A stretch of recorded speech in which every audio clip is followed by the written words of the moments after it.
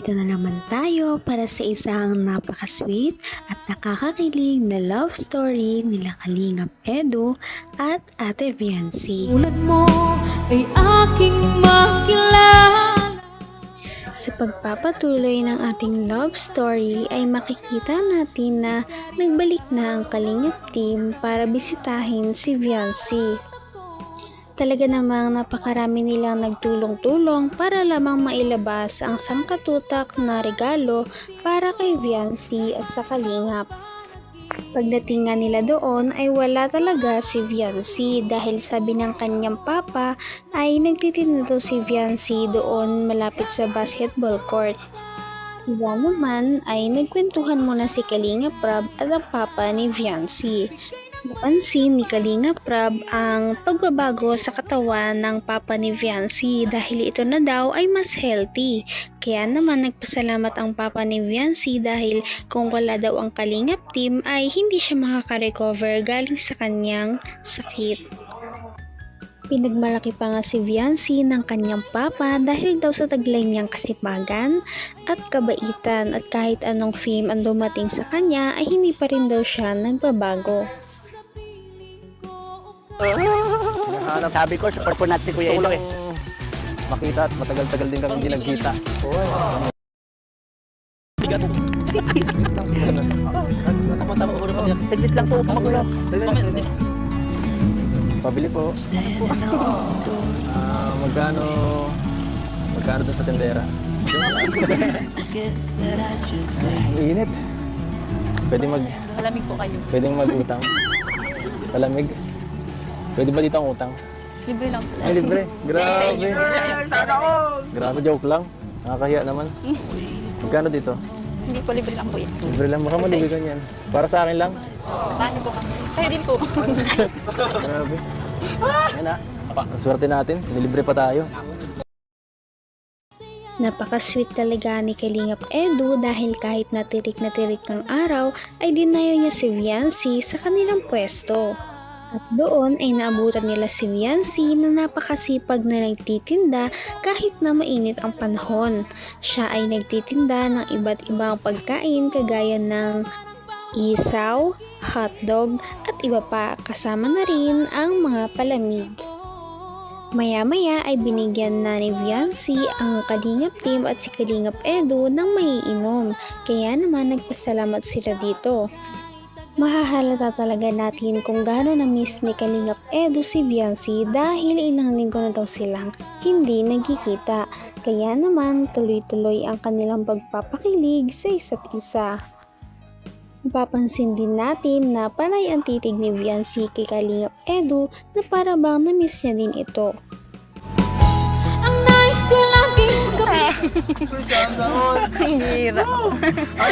Kayo na po. Bakit mo ko hinahampas? Ang sakit. May wagang tao eh. Hindi ka dito niinitan? Yun naman po. Sige po. Inaabala niya ako. Nasar mo nang patuloy eh. Maganda ka. Bubula mo kayo. Hotdog. Yan. Ito ano to? Fishball po. Fishball. Baka malagmula. Doon po muna tayo sa bahay. Ang init po dito. Okay lang naman sa akin kahit saan. Pagkatapos nga nito ay dumayo na sila pabalik sa bahay nila Viancy para naman mabuksan na nila ang iba't ibang regalo sa kanya ng mga sponsors. Napakamaasikaso talaga ni Viancy dahil kahit na pagod siya sa pagtitinda kanina ay inisikaso niya pa rin si Kalingap Edu pagkapasok ng kanilang bahay. ang dalawa. Palagi kang laman. Gumaganti ka. Dinalaan kita sa bahay. Namiss mo ako. Sa tagal natin hindi nagkita. Namiss mo naman ako. Miss ko po kayong lahat. Ako lang tinatanong ko. Miss o miss na miss na miss. Hindi. Ako ka. Diyan na po tayo. Sige. Lalo kong gumaganda talaga. Ewan ko ba? Talaga namang mapapansin natin kung gaano nila na-miss ang isa't isa sa kanilang mga titigan at pagbibiruan. Pagkatapos nga noon ay nagbukas na sila ng napakaraming mga parcel galing sa mga supporters. Napakaraming ang damit na natanggap ni Viancy, mga bag at mga wallet. Gayon din ang mga Kalingap team, hindi rin sila nakalimutan ng mga sponsors. May kanya-kanya silang mga damit. At meron pa nga isang nagregalo ng mga couple t-shirt para sa dalawa na siyang bagay na bagay naman talaga. Meron pang isang gift na nagpakilig sa lahat dahil ito ay isang bangle na nakalock at ang susi nito ay nasa isang kwintas. Kaya naman, sinuot ni Kalingap Edu ang bangle kay Viancy at nasa kanya ang susi.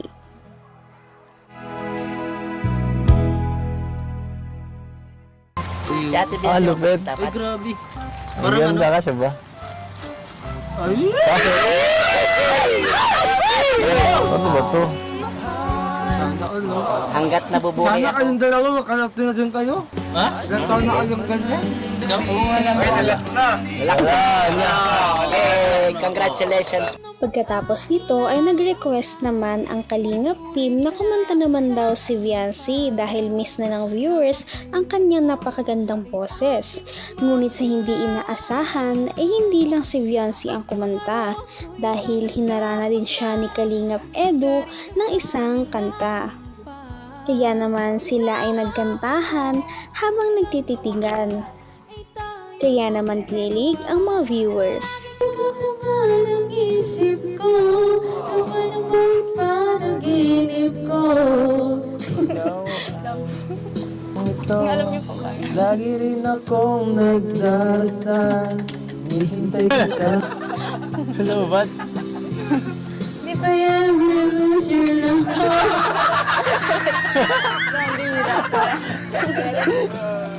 Everybody Ito ko umiibig sa'yo kahit na nagdugo ang puso. kung sakaling wala ka niya, huwag kang mag-alala. Napakaganda talaga ng boses ni Viancy kaya naman lahat ay humanga sa kanya. Humanga naman si Ate Viancy dahil sa kanta ni Kalingap Edu na para bang hinihipnotize siya at hindi niya maiwasan na hindi tumitig. Pagkatapos ang nakakapagod na kantahan at pagbubukas ng mga regalo ay naghanda na si Viancy ng kanilang merienda. Ito ay isang napakasarap na siomai na may mga sausawan pa at mga soft drinks. Nagpasalamat talaga ang Kalingap team dahil kada punta nila doon ay hindi sila pinapabayaan ni Viancy na magutom.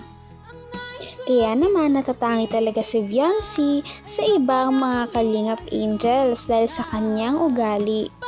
Kaya naman inuulan si Viancy ng mga suporta. So meron tayo ditong 35,000 pesos. Wow! 1,000 ito, meron tong paglalaanan. Ano? So unahin natin yung 5,000 para sa allowance ni Viancy. Yun, grabe. 1, 2, 3, 4, 5,000 pesos. Ayan. Wala nyo si tatay, wala no? Okay lang, okay lang. And 5,000 allowance mo, Viancy. Sige po, sir. And 10,000 para sa business nila, ano? Karagdagang puhunan.